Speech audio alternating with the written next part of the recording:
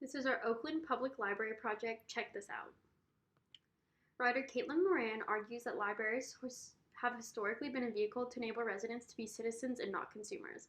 Now more than ever, with changes in technology and learning, it is vital that libraries recognize the needs and potential of a community and adapt in order to continue to give individuals every opportunity for growth.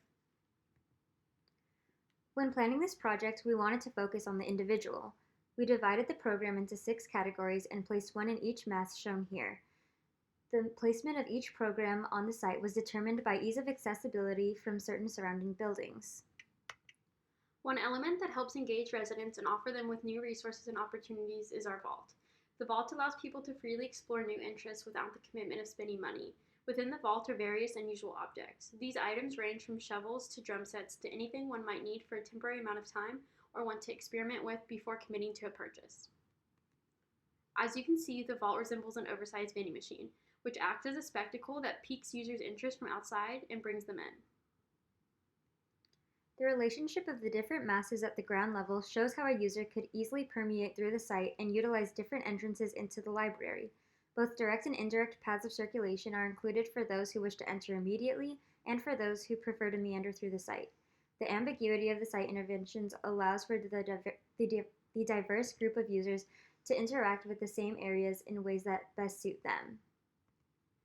In carving away the site through our interventions, we affect the interior condition of the underground gallery spaces and theater.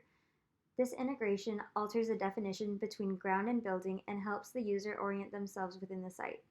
Additionally, below the surface, you can see the interconnectedness of these individual masses in this underground program diagram.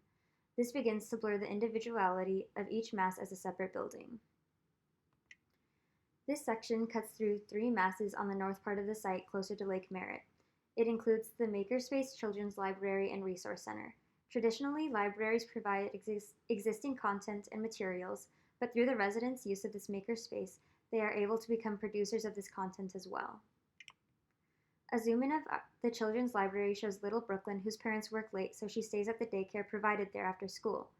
In addition to the safety and care that she might experience in other after-school programs, her rampant curiosity and desire to learn is sustained with the resources provided at this library, giving her more opportunities to explore than she would have before. The circulation diagram follows Brooklyn's journey through her typical day at the library.